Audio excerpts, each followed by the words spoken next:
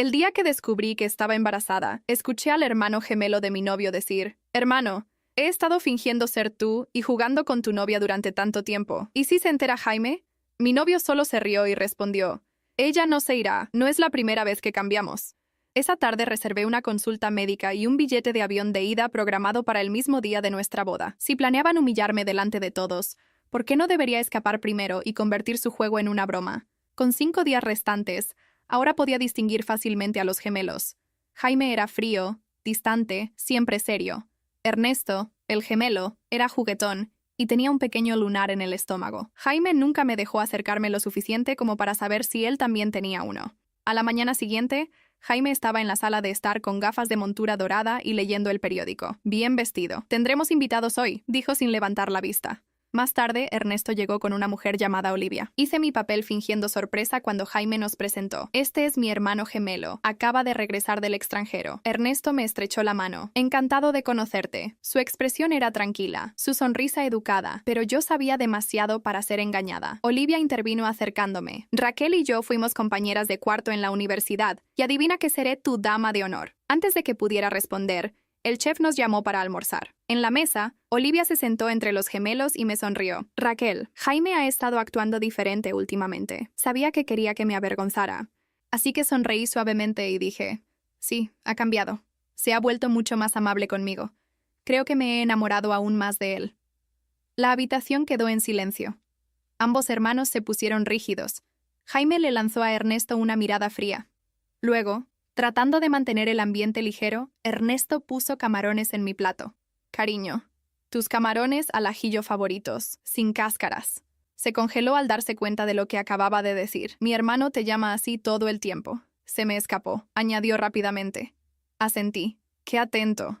La mandíbula de Jaime se tensó. Comí tranquilamente los camarones y me levanté. Momentos después estaba en el baño conteniendo las náuseas. Cuando regresé, Olivia me lanzó una mirada de complicidad. «¿Náuseas matutinas, quizás?», respondí. «No, solo un malestar estomacal». Más tarde esa noche, Jaime y Ernesto se fueron para llevar a Olivia a casa. Regresaron tarde. No estaba segura de qué gemelo había vuelto. Vi su teléfono en la mesita de noche y revisé los mensajes. Todo estaba allí. «Jaime, te vuelvo a cambiar contigo en unos días». Ernesto: «De ninguna manera. No he terminado de divertirme». Jaime: «La has estado tratando bien. No me digas que te has enamorado». «Claro que no. Dijiste que cuanto más amable fuera, más fuerte caería antes de que la aplastáramos». Jaime: «Simplemente no la toques. Esa es la regla». Así que esa noche fue Ernesto quien estuvo en la habitación conmigo. 10 minutos después, salió de la ducha y se sentó casualmente a mi lado. «¿Tienes esas uñas largas otra vez?». «Mi espalda todavía tiene marcas», respondí sin levantar la vista. «Llama a la policía». Él se rió entre dientes. Rió. «¿Por qué eres tan linda?». Y se inclinó para besarme. Lo detuve. «Me duele el estómago». Él frunció el ceño. Asentí. Se ofreció a masajearlo, pero aparté su mano. «Estoy bien». Más tarde esa noche, el dolor empeoró. Me acurruqué en la cama. Cerré los ojos con fuerza. Ernesto finalmente me atrajo a sus brazos, acariciándome suavemente la espalda.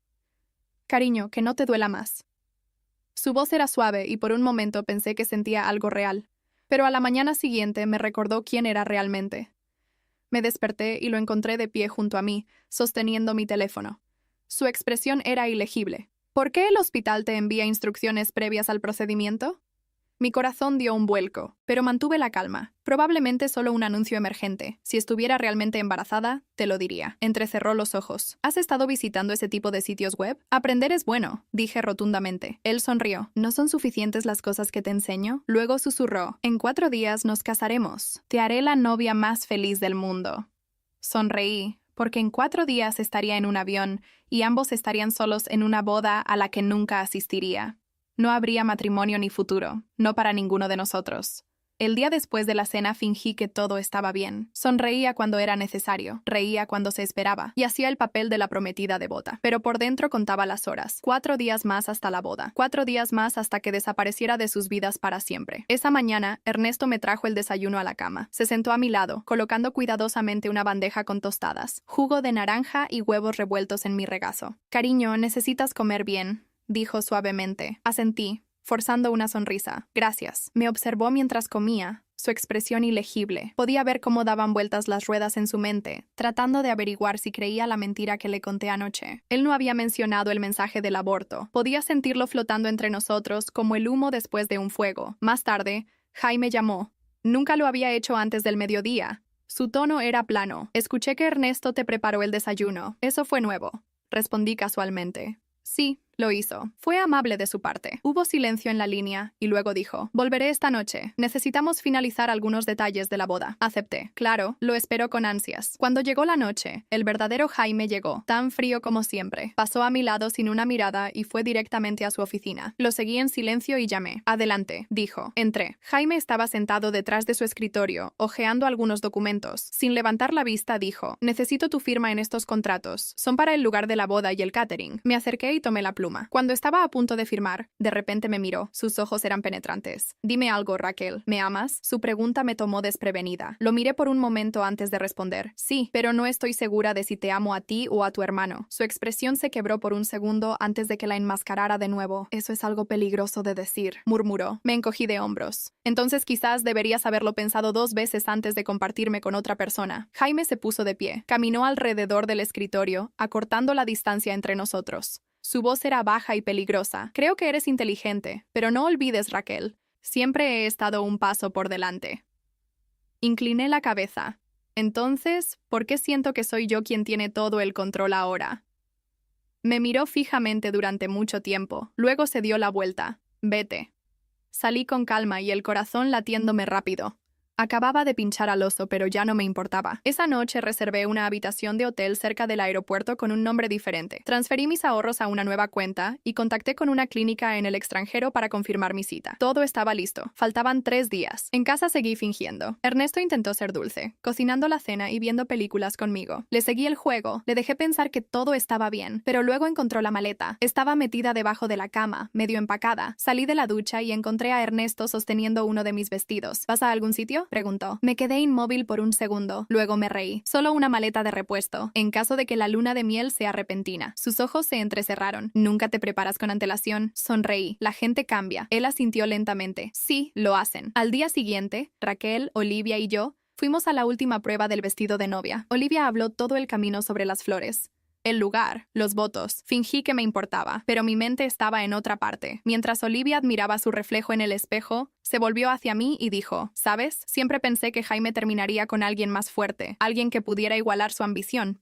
Respondí con calma: quizás la fuerza es silenciosa. Ella se rió.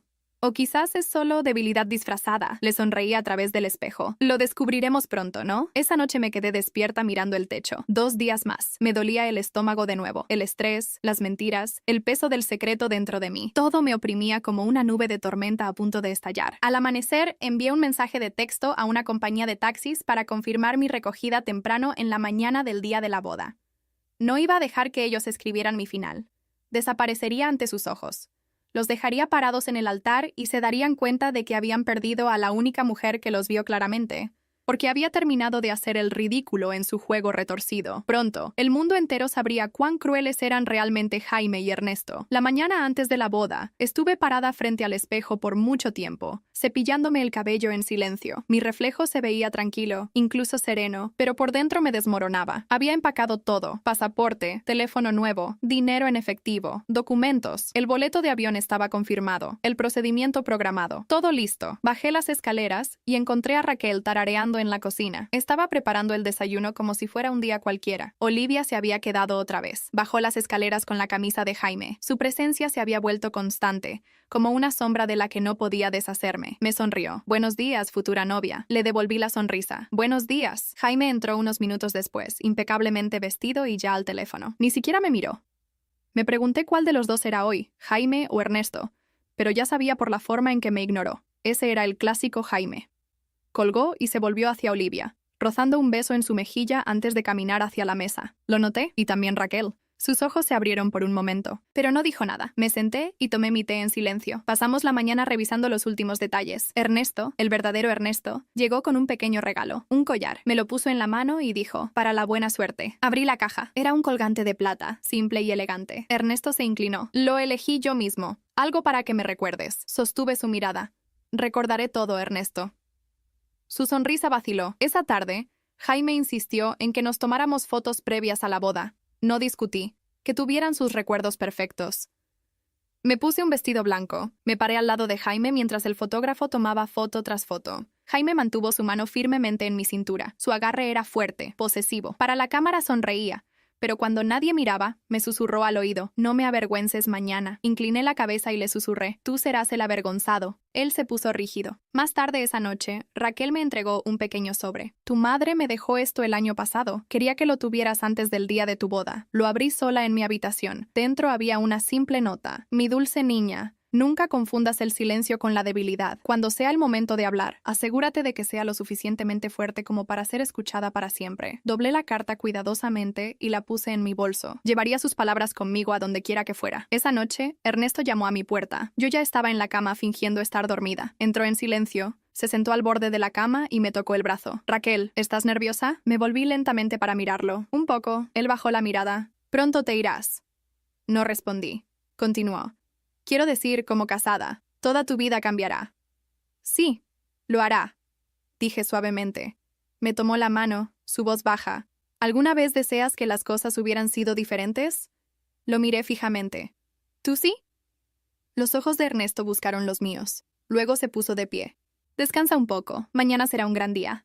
Se fue en silencio. Cuando estuve segura de que la casa estaba dormida, me vestí de negro, tomé mi bolso y bajé las escaleras. Mi corazón latía con fuerza. Cada paso se sentía como un trueno en el piso de madera. En la puerta me detuve. Una última mirada alrededor. Luego la abrí lentamente y salí a la oscuridad. El taxi esperaba en la esquina. Corrí hacia él. Subí y le di al conductor la dirección del aeropuerto. Mientras el coche se alejaba, miré hacia atrás una vez. La casa se hizo más pequeña en la distancia. Mi prisión, mi escenario, mi campo de batalla. En el aeropuerto mantuve la cabeza baja. Me moví por seguridad como un fantasma. Cuando llegué a la puerta, apagué mi viejo teléfono y lo tiré a la basura. Me senté junto a la ventana y esperé. Pero 20 minutos antes de abordar, lo escuché. «Raquel». Me volví lentamente. Jaime estaba allí, sin aliento, con los ojos salvajes. Detrás de él, Ernesto parecía más tranquilo, pero no menos intenso. «No vas a ningún lado», dijo Jaime. Me puse de pie. «Sí, sí voy». Ernesto dio un paso adelante. «No puedes hacer esto. No después de todo». Me reí. «¿Te refieres a las mentiras? ¿La traición?» Jaime se acercó. «Si subes a ese avión, juro que...». Lo interrumpí. «¿Qué? ¿Me reemplazarás de nuevo?» Jaime se congeló. Me volví hacia la puerta. El anuncio había comenzado. Último llamado. Ernesto me alcanzó. «Raquel, por favor, no te vayas». Lo miré a los ojos. «Fuiste el monstruo más amable que jamás conocí. Eso es todo lo que serás». Luego me alejé y no volví a mirar. El avión despegó justo después del amanecer,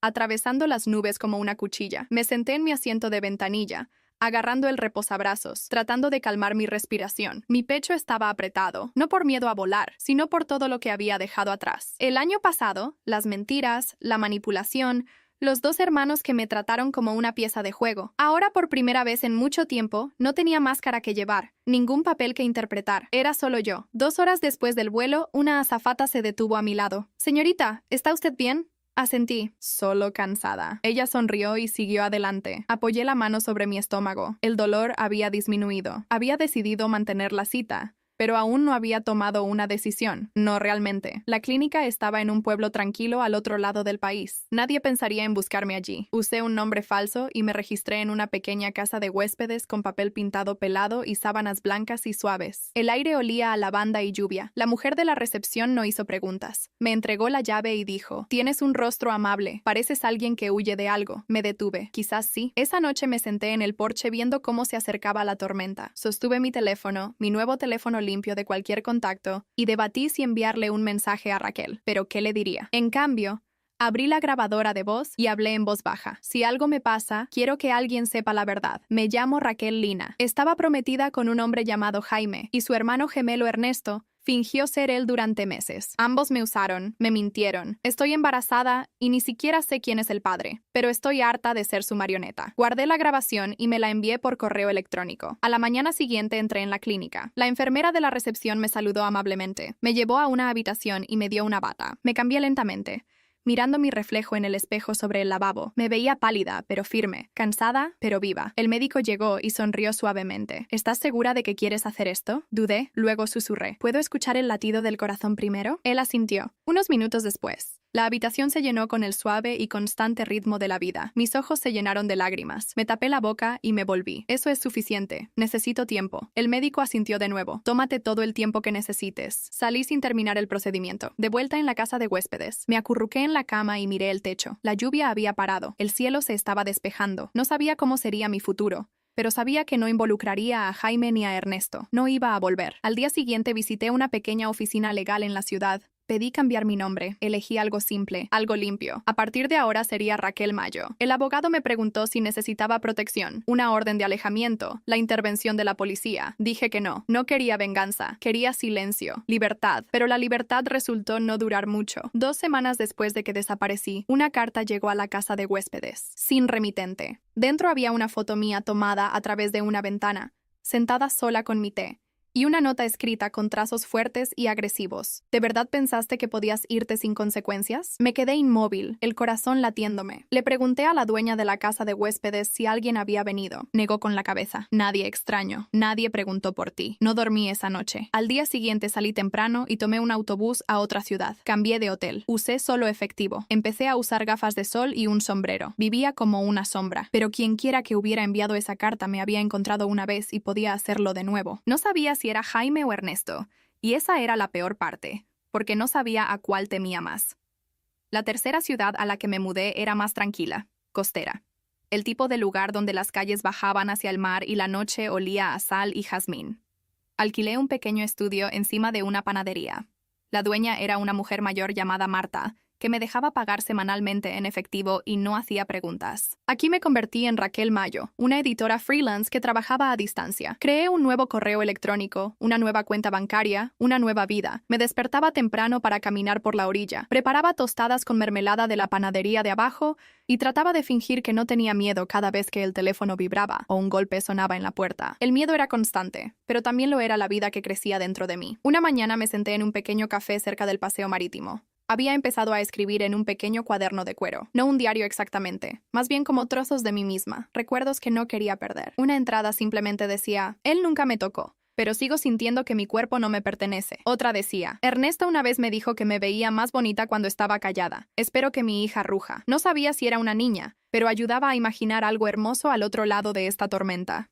Esa tarde, al regresar a mi apartamento, noté un coche negro aparcado al otro lado de la calle. No estaba allí esa mañana. Las ventanas estaban tintadas. El motor estaba apagado. Seguí caminando, el corazón latiéndome, los dedos apretando la bolsa de papel que llevaba en la mano. No miré hacia atrás. Arriba, me senté en la oscuridad con las cortinas corridas. No dormí, no comí, esperé. A medianoche, el coche se había ido, pero a la mañana siguiente, una nota estaba pegada a mi puerta. Puedes correr, pero siempre serás mía, sin nombre, sin caligrafía que reconociera, solo las palabras afiladas y definitivas. Empaqué en silencio, tomando solo lo que necesitaba. Fui a la terminal de autobuses y compré un boleto a una ciudad que nunca antes había visitado. Usé un nombre falso otra vez. Cambié de teléfono otra vez. No lloré ni una sola vez. En la nueva ciudad me quedé en un albergue. Compartí una habitación con 2 viajeros que solo hablaban un inglés chapurreado. Eran amables. Me ofrecieron galletas y jugo de naranja. Una de ellas, una chica de Finlandia, me trenzó el pelo mientras nos sentábamos a ver cómo se acercaba una tormenta. Ella no me preguntó mi nombre. Yo no se lo ofrecí. Esa noche revisé las noticias, solo por costumbre. Escribí el nombre completo de Jaime, y lo que vi me dejó sin aliento. Empresario local cancela la boda después de que la novia desaparece. Había una foto de Jaime en el altar, mandíbula tensa, ojos fríos. El artículo decía que había sufrido un colapso mental, que había desaparecido sin decir palabra, y que la familia estaba preocupada por mi seguridad. Preocupada. Eso era rico. Jaime había dicho a la prensa que me perdonaba,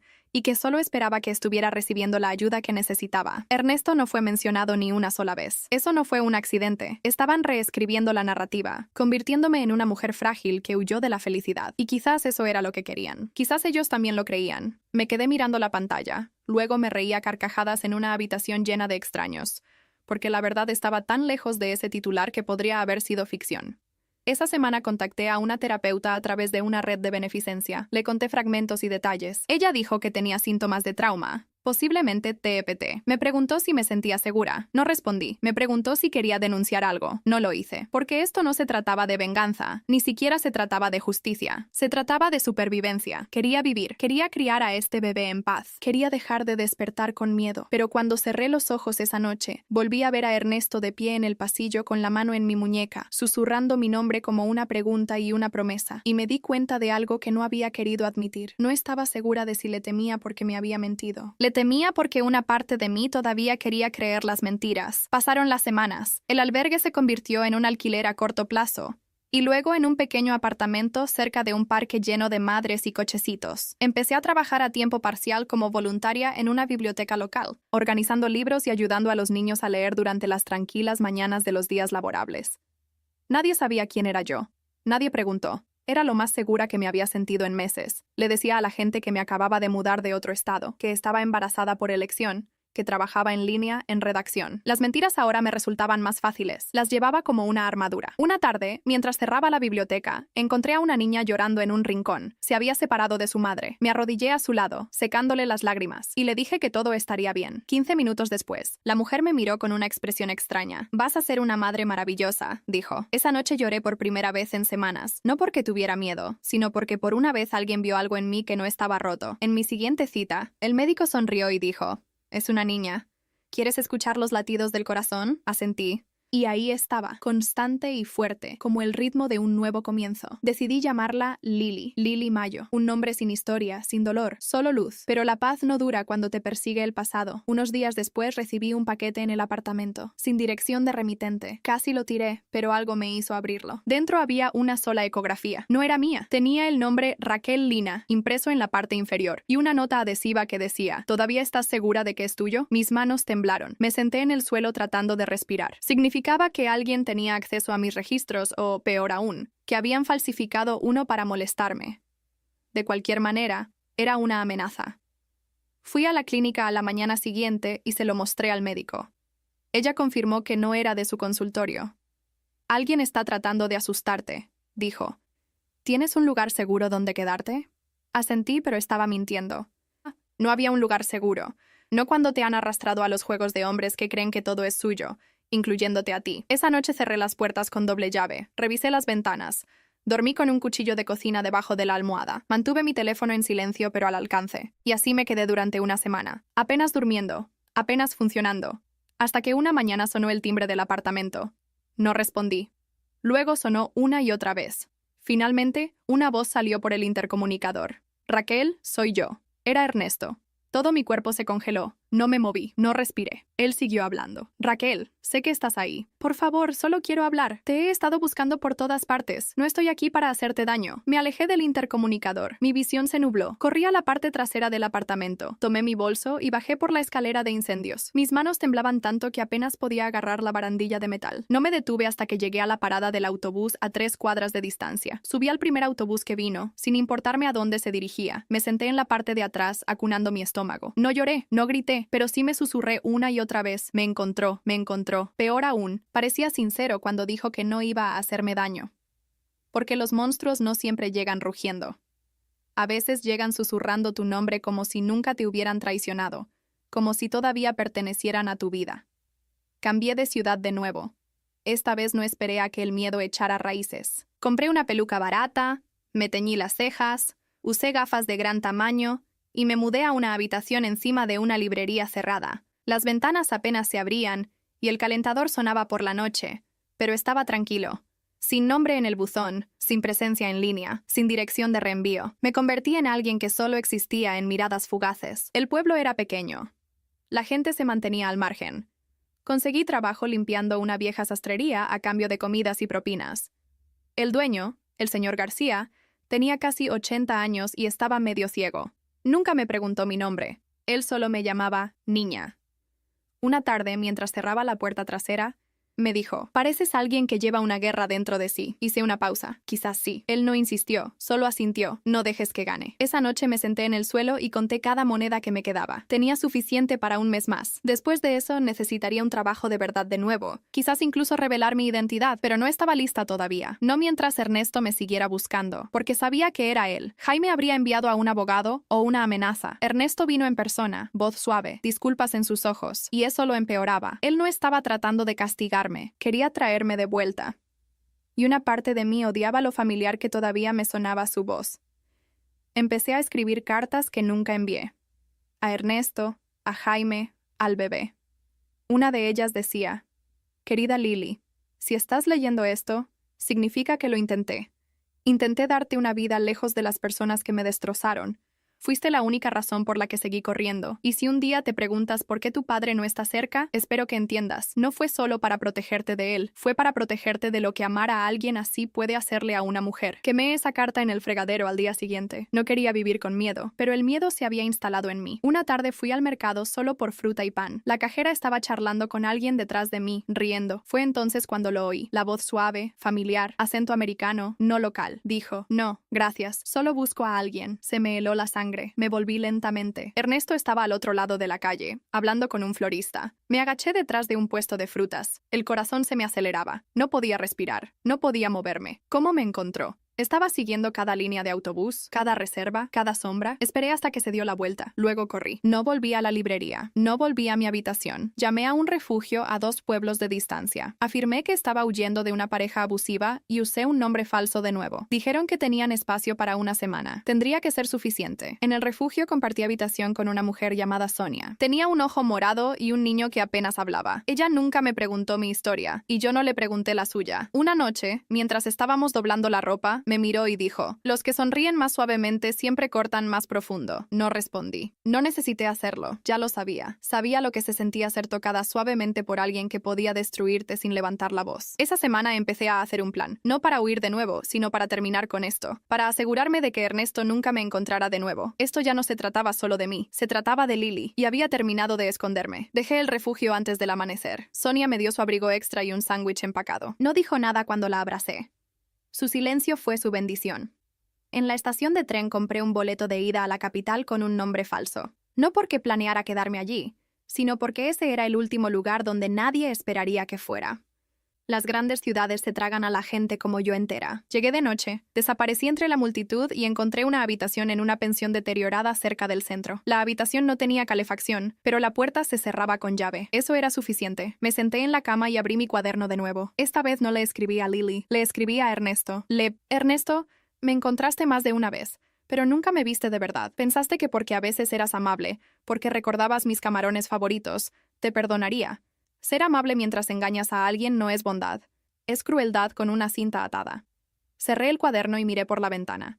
Estaba cansada de correr, cansada de esperar a que me alcanzara, así que hice algo que nunca pensé que haría. Lo llamé, desde un teléfono desechable, a altas horas de la noche, con el corazón latiéndome en la garganta. Respondió al segundo timbrazo. ¿Hola? Su voz era suave, demasiado suave. No dije nada, pero sabía que él sabía que era yo. Raquel, susurró. Por favor, solo quiero hablar. Pues habla, dije. Hubo silencio en la línea, luego habló con cuidado. Nunca quise hacerte daño, pero lo hiciste. Lo sé, me dejaste creer que estaba a salvo. Tenía miedo. Jaime, él puso las reglas. Yo las rompí. Las rompí por ti. Casi me reí. ¿Por mí? Sí, te amaba. Todavía te amo. No amas a la gente a la que le mientes durante meses, Ernesto. No amas a alguien a quien ayudas a humillar. Él no respondió. Le di una última frase. Si alguna vez te acercas a mí de nuevo, iré a la policía, iré a la prensa. Me aseguraré de que el mundo sepa exactamente lo que hicieron ambos. Luego colgué, tiré el teléfono a la basura y me alejé sin mirar atrás. Por primera vez me sentí ligera, pero la paz es frágil cuando se construye sobre amenazas. A la mañana siguiente recibí un mensaje deslizado bajo mi puerta. Solo una foto. Yo de espaldas en la estación de tren el día anterior. En la parte de atrás, una palabra. Mentirosa. La miré fijamente durante mucho tiempo. Luego le prendí fuego y la vi arder en el fregadero. Esa tarde fui a ver a un abogado. Le conté parte de la verdad, lo suficiente para empezar. Me ayudó a solicitar una orden de protección. Redactó una declaración jurada legal. Me ayudó a contactar a una pequeña periodista de investigación que tenía una columna sobre coacción, fraude de identidad y abuso de pareja. Le di todo, mis registros médicos, los registros de chat que había recuperado, las grabaciones de voz, las fotos de la boda con 2 hombres diferentes a mi lado. En el transcurso de semanas, ella me preguntó, ¿estás segura de que quieres que esto se haga público? Sí, incluso si lo niegan, déjalos, incluso si pierdes tu privacidad. Ya lo he perdido todo lo demás, ella asintió. Entonces hagámoslo bien. 2 días después, el artículo salió a la luz. El titular era Audaz, la mujer que fue amada por una mentira. La historia de engaño de una novia por parte de gemelos idénticos. No usaba mi nombre completo, pero sí el de ellos. Me quedé toda la noche actualizando el artículo, leyendo los comentarios. Algunos me creyeron, otros no, pero la historia se extendió, y de repente ya no pudieron esconderse. La empresa de Jaime emitió un comunicado negando su implicación. Ernesto desapareció de las redes sociales. Sabía que él lo había visto, porque al día siguiente llegaron flores a la pensión. Sin nombre, solo una tarjeta. Ganaste, pero recuerda, Nunca mentí cuando dije que te amaba. Dejé las flores en la calle. Dejé que el viento se las llevara, porque el amor que se disfraza de silencio, de máscaras, de traición, no es amor en absoluto. El artículo lo cambió todo, no de la noche a la mañana, pero lentamente, como tinta que se esparce por el agua. Los blogueros lo retomaron, los podcasts lo debatieron, una pequeña estación de televisión incluso solicitó una entrevista. Les dije que no a todos. No quería fama. Quería distancia, pero la verdad había salido a la luz, y cuanta más gente lo sabía, más difícil se les hacía a Jaime y Ernesto tergiversar la historia. Se quedaron en silencio. Ninguno de ellos presentó una demanda.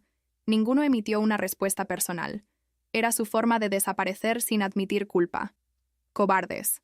El abogado dijo que teníamos un caso sólido si quería presentar cargos. Fraude, abuso emocional, identidad, coacción. Pero yo estaba cansada y tenía otras cosas en las que concentrarme. Como Lily, ya tenía 8 meses de embarazo. Pateaba con más frecuencia, fuerte y rítmicamente, recordándome que era real, que esta no era solo una historia de escape, sino una historia de convertirse. La dueña de la pensión me ayudó a mudarme a una residencia de apoyo para mujeres, más cerca de un hospital. Allí conocí a otras mujeres con historias como la mía. Rostros diferentes, dolores diferentes, pero la misma amenaza de supervivencia corría por todas nosotras. Una mujer, Nora, había escapado de una secta. Otra, Teresa, había huido de un marido rico que rastreaba cada uno de sus movimientos a través de dispositivos inteligentes. Nos sentamos juntas en la cocina compartida, bebimos té y hablamos en frases inacabadas que de alguna manera tenían un sentido perfecto. Tú eres la del artículo, dijo Teresa una noche. No lo negué. Fuiste valiente, añadió. No, dije. Solo estaba cansada de tener miedo. La valentía nace en mujeres cansadas, respondió. Esa noche le escribí a Lily otra carta. Querida Lily, cuando tenía tu edad, ya tenía miedo de ser demasiado ruidosa, demasiado emocional, demasiado. Dejé que la gente me convenciera de que mi silencio me hacía digna de ser amada. Quiero que seas lo contrario de mí. Quiero que ocupes espacio, que grites, que llores cuando lo necesites, que digas no cuando sea importante. Naciste del dolor, sí, pero también naciste de la decisión de terminarlo. Una semana después me puse de parto. Fue temprano, repentino. En un momento estaba preparándome. Al siguiente estaba en el suelo sin aliento. La administradora de la residencia me llevó al hospital. El dolor era agudo, cegador. Pero yo seguía susurrando su nombre. Lily, Lily, Lily. Las horas pasaron borrosas, y luego, como el estallido de una tormenta, llegó ella, pequeña, con la cara roja, gritando como si el mundo le hubiera hecho daño. La abracé contra mi pecho, sollozando, susurrando una y otra vez. Estás a salvo ahora. Las enfermeras fueron amables. La habitación estaba limpia. El sol se alzaba por la ventana, pintándolo todo de oro. La miré, los dedos, los ojos cerrados. La forma en que su boca se fruncía al respirar. En ese momento ya no importaba cómo había llegado a ser. Ella era mía, yo era suya. Ningún gemelo, ningún hombre, ninguna mentira podría reescribir esa verdad. Más tarde esa tarde, mientras descansaba, una enfermera me trajo un sobre. Sin franqueo, solo mi nombre escrito a mano en el frente. Dentro había una foto de Lily tomada desde fuera de la ventana del hospital, y debajo un mensaje corto. Tiene tus ojos, no me acercaré más, solo necesitaba verla una vez. Sin firma, pero yo sabía. Miré la nota por mucho tiempo. No lloré, no entré en pánico. Simplemente la hice pedazos. La tiré por el inodoro y abracé a mi hija un poco más fuerte. Ernesto pudo haberme amado a su manera rota. Pero el amor sin honestidad no es amor en absoluto, es control, es obsesión, y no dejaría que la tocara, ni ahora ni nunca. La mañana que salimos del hospital, el mundo se sentía tranquilo, no vacío, no tenso, solo quieto. Envolví a Lily en una manta suave. Sus diminutas manos se acurrucaron contra su pecho. La enfermera sonrió mientras me ayudaba a abrocharla en el portabebés. «Felicidades», dijo. «Lo lograste». Asentí, pero las palabras no se habían asimilado del todo. Lo había logrado. Había sobrevivido meses de esconderme, de miedo, de fingir que era más pequeña de lo que realmente era. Aquí, en los brazos de un recién nacido que no tenía idea de lo fuerte que se había vuelto su madre. Las mujeres de la residencia organizaron una pequeña reunión de bienvenida esa noche. Magdalenas, farolillos de papel, una nana tarareada en un altavoz de segunda mano. Pasaron a Lily suavemente, como si fuera algo sagrado. En cierto modo, lo era. Era la prueba de que no solo había escapado, sino que había reconstruido. El artículo seguía ahí. La gente seguía debatiendo lo que había sucedido. Había rumores, dudas, partidarios, detractores, pero yo ya no leía los comentarios, ya no revisaba los resultados de búsqueda. Había terminado de vivir en las versiones de otras personas de mi vida. En cambio, hice la mía, pequeña, pero llena de paseos matutinos con Lily, té de la tarde junto al fuego, un trabajo a tiempo parcial haciendo edición remota. Lentamente ahorré lo suficiente para conseguir un apartamento de una habitación para nosotras. Nada lujoso, pero era nuestro. Puse una foto de Lily junto a la ventana, sin fotos del pasado, sin fantasmas permitidos.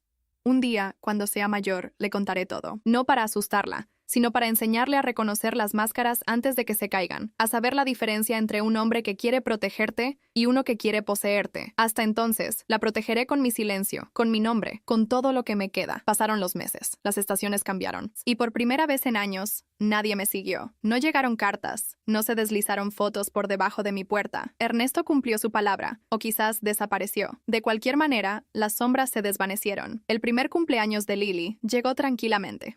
Horneé un pastel pequeño. Usamos coronas de papel. Le canté una canción que me escribí. Después de que se durmiera esa noche, abrí mi cuaderno por última vez. Escribí: querida Raquel Lina, no huiste porque fueras débil. Huiste porque fuiste lo suficientemente valiente como para saber que no era amor. Huiste para que un día tu hija pudiera crecer libre. Le diste algo que nadie te dio a ti. Un nuevo comienzo.